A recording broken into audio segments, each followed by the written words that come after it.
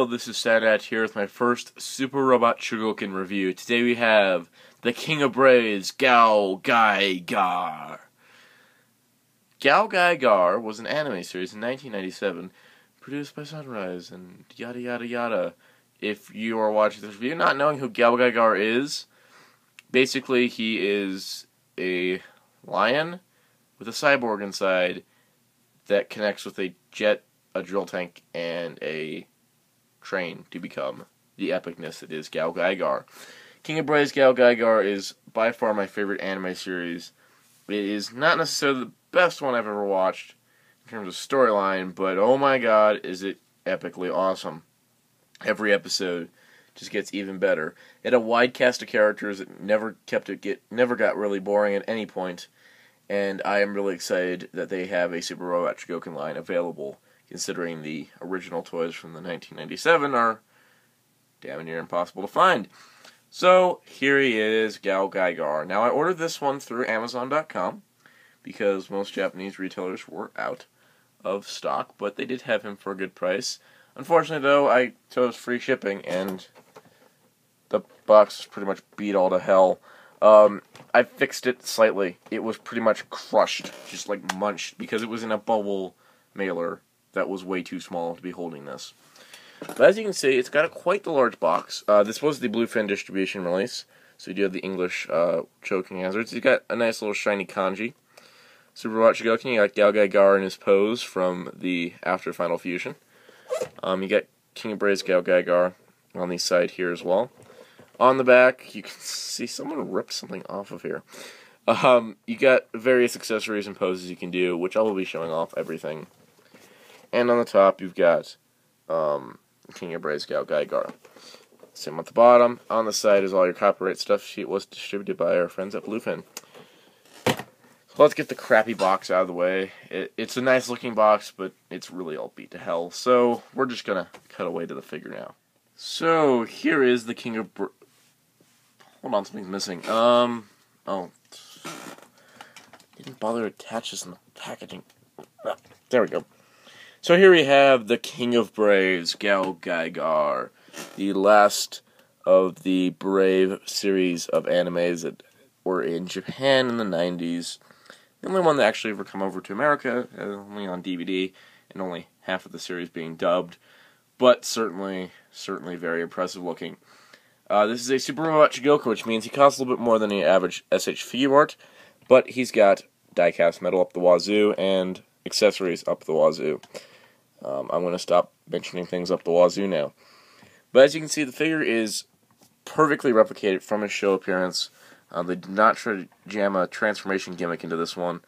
There's a tiny gap between his back and the jetpack, but that's kind of necessary. You can see the 3G logo here on Stealth Gal. You can see the back of the treads on Drill Gal. Look at a little more detail.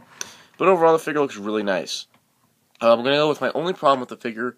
That's his legs are full of die-cast. Basically, this entire piece here, the kneecap, the foot, the middle part here is plastic, but the rest of this is die-cast, and his hips don't support that very well, so he's got wobbly hips because of that. But basically, everything else about this figure is pretty much perfect. On the bottom, you can see you got some kind of jet booster detail. You can pretty much see a drill gal there. You can see the treads on the back. You can see the drills. The drills actually do spin. They're all nicely chromed, too. You can see the boosters that jet out the water during the transformation sequence. You've got the one arm, which has the displays for the Protect Shade, and the other arm, which is for the Broken Magnum. You can see the shoulder pads made out of liner gal. If my tripod would stay in place. You can see his head sculpt here, which you can tell it's a little small, but that's basically how it is in the show.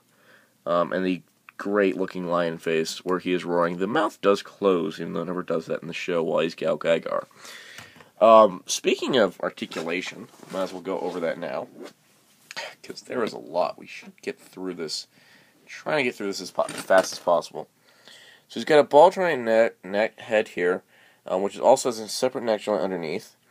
He's got a 360 shoulder joint. It's hindered by the backpack and these line main pieces, but it is a ball joint as well, and it does have some more range of movement. You've got an outward shoulder joint. You've got a bicep swivel here. You got a double jointed elbow, which works really nice. You got a rotation below the elbow here. He does like to fall apart sometimes. You've got a ball joint wrist. It's kind of limited. I've got a torso movement in 2 places. All these little panels, as you can see, are on ball joints. If I can pick this up here. So they do not hinder his leg articulation at all. So his legs are able to swing out. You pull them down a bit, they are able to swing out. He's got a bicep swivel. It does stick a little bit. But he does have a double joint knee with a nice little hydraulic motion going here. And he's got a fully articulated ankle with this panel being able to move. So he can have all the articulation he would need, plus a toe joint, I believe, as well. A very stiff one because it is all metal. Also, the wings on Stealth Gao can move back for extra posability. So basically, this guy is capable of any pose you want to put him in. But of course, what would a GaoGaiGar with 2 fists be able to do, aside from posing and looking nice? I know he's crooked, just ignore that. So accessories-wise, you have quite a bit of hands. You've got his 2 slightly ragey, slightly relaxed, slightly holding, slightly groping hands. They can be used for various things. You get 2 hands that are completely splayed out, specifically for the Hell in Heaven pose right before he does his little chanting. You get a Protect Shade hand, so you can replicate Protect Shade. And you get a combined hands for Hell and Heaven. So very, very nice selection of hands. We'll go into more of the poses later. But to swap out the hands, if you are curious, you just pull one off. You can see there's a peg there. And that's all there is to it, really. You just pull one off and pop another one on. They just slide right into place. This one's difficult. Why am I showing that one? So then you can have a more relaxed GaoGaiGar now. They are a little hard to finagle. Some of them do not go in quite as well, but once you get in there, it's pretty simple. Other accessories, we have the Dividing Driver, which is a screwdriver-like weapon that is used to create a dimensional portal that allows GaoGaiGar to fight the Zondar robot without creating collateral damage. This is very cool. To attach this, all it's simple is just to pop off his hand and replace it with the Dividing Driver. This can become somewhat of a task, but it usually goes on easier than the hands at times. So, there you go. Dividing Driver. Really, really tall when you do it in this pose. There's a myriad of poses you can do this, but mostly that is it. Other accessories, though, there's a little bit more to them, so we'll just revert GaoGaiGar. So, for other accessories, we'll just go in the simplest forms. We have an effect part for his famous Broken Magnum attack. What this involves is that you remove his arm, which, you know, you saw this coming if you know about the Goldion hammer. We'll get to that in the next video, in the next Super Robot Chogokin video. So you pop off his arm, make sure not to pull out the joint, pop off his hand. Then all that's required is to take this piece off, and then take these 2 pieces, split them in half. You put the arm inside here, like so, and then you put this little piece will attach on top to the hand peg. And now you got the effect of his hand spinning, and you can plug this back on, or if you're like me and want something a little bit more epic and want to use a Tamashi stage, they do include a piece for this that I just dropped because I'm professional, you know. Professionals drop things on camera when they really shouldn't do it because it's really... So you get this little piece, and this little piece will plug right here, and this will allow you to connect it to a Tamashi stage, which means you get this effect. So there you go. Broken Magnum! That was terrible, I apologize, I won't be doing that again. But yes, Okay, this is not a normal Tamashii stage piece, nor does it come with GaoGaiGar.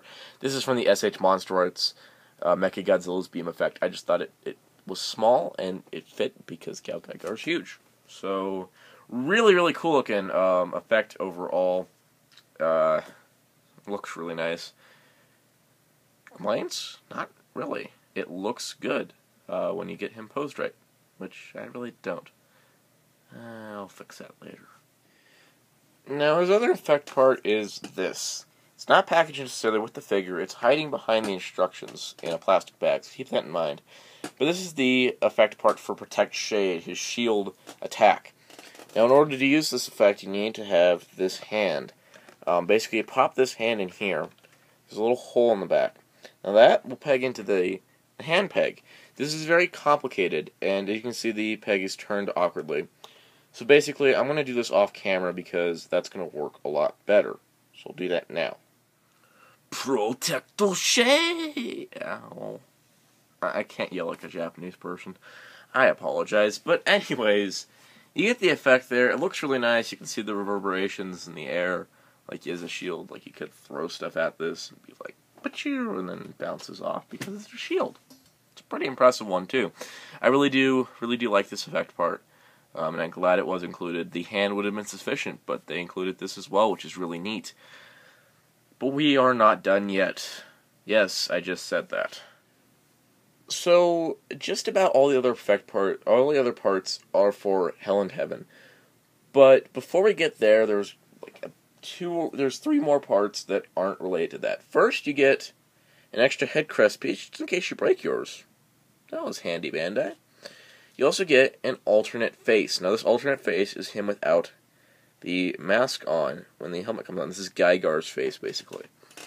To get this on, you just pop off his helmet here, and then you pop up the face from the joint. But that's really hard to put it back together. So I'm just going to show this off here. So you just plug the little face back in, and there you can have battle damage GaoGaiGar or GaoGaiGar pre-transformation. Even though there should be the mouth plate down here. But there you go. The other piece that you get is this little thing. If you go around to GaoGaiGar's back here, we'll pop Stealth Gao off. You'll notice this little notch right here where the tail of Galleon is. You can slide this piece on. There's little grooves. Slide this on, and now you have an access port for a Tamashii stage. Now, I will warn you right away, normal Tamashii stages will not work with this guy. Because he is so heavy. He just topples over when you put him on a normal Tamashii stage. You need the Act 5 Tamashii stages for mechanics. I have some of those on the way. They should be in the mail here in a couple days. So I'll show them off in my next GaoGaiGar video. But normal Tamashii stages will not work. I'm just going to leave that on for now. It's handy. So you can have them in flying poses. Now the rest of the pieces are for Hell and Heaven. You get these 2 little air vents. These go on the back of Stealth Gao. I'll show that in a minute. You get these 2 alternate main pieces, and you get 1 special accessory that I'll show at the end. So, basically, when he starts Hell and Heaven, he has his hands out to the side, like this. So, he says, Hell and Heaven! And then it proceeds to go with the final attack sequence for GaoGaiGar himself. Now, Hell and Heaven is a straining technique, and after a while, guy had to stop using it because it was damaging his body. Flip the figure around to his back here. During this part, these little panels open up in the show. In the figure here, all you gotta do is swap them out. Basically, these are jetpack thrusters so that he can be propelled forward towards the Soundout. So these switch out pretty easily, like that. Minor detail, but really cool they included it. And then he goes and proceeds to put his hands together. Now you're probably thinking, he's not going to be able to get his hands together very well if the main's in the way. As you can see, the main piece comes off, which is very handy for posing, by the way. You can pop the main pieces off and replace them with the other main pieces. And now you have the ability to have his arms swing forward in front of him, like so. Now, let's just cut away. And now he's ready to rip Zondar's core out. And this looks pretty awesome. This took about 20 minutes of finagling. positioning it just right, parts popping up all over the place. It is very difficult, I'm not going to lie. It is a task in itself, but when you get it done and you get it right, it looks really nice. Now he's ready to go, Rah! And then go rip something out. That being a Zondar core. Well, just thinking, if he's able to do this, why can't we have the aftermath of the fight? That's quite the aftermath. Because you get a little Zondar core. This is seriously one of the coolest accessories that I've gotten in a Tamashii figure for a while. It's so characterful, it's so GaoGaiGar, it's a Zondar core. I really couldn't be happier with this. It is clear plastic, so you can see inside. There is no tiny human inside, though. But you can see very faintly if you shine a light through it. Actually, I can do that slightly. We can shut this light off. We'll use my magical bat signal to shine a light through here. And you can see there is a Z in there somewhere. There is the Z design from the Zondar core. So that is very cool. Very, very cool. Despite it being so cool, I keep dropping it. But GaoGaiGar shall not. So yeah, basically you have everything to recreate every scene with Hell in Heaven, aside from a little Mamoru doing his weird ass chant and pixie wings and touching the thing and purifying. You don't really need a tiny Mamoru. You don't need to make that Bandai. Don't make it, please. Don't make it exclusive. But yeah, I think that's everything. So, overall, can I recommend Super Robot Chogokin GaoGaiGar? To any GaoGaiGar fan, you need to own this figure. It is the best figure of GaoGaiGar out there. I'd say it's better than the Brave Gokin, because that thing transforms and doesn't have as much articulation as this guy, nor near the amount of accessories. This is the best GaoGaiGar you can get. He only came out last year. He's got a re-release coming up in August, so he's pretty easy to find. For your average Tamashii figure collectors, if you don't know who GaoGaiGar is, you need to watch that anime. It's amazing. But is it just a easy pickup for a not so hardcore GaoGaiGar fan? Probably not, but still, it's a really fun figure. Probably my favorite Tamashii brand figure overall. I really do enjoy it, and I am excited to see what else they might put out through GaoGaiGar. Because they've already put out Sho Ryujin, Big Volfog, and Geki Ryujin, who's coming up in July. So, stay tuned for more GaoGaiGar videos, as my next one will probably be the Key to Victory Set 1 for GaoGaiGar himself.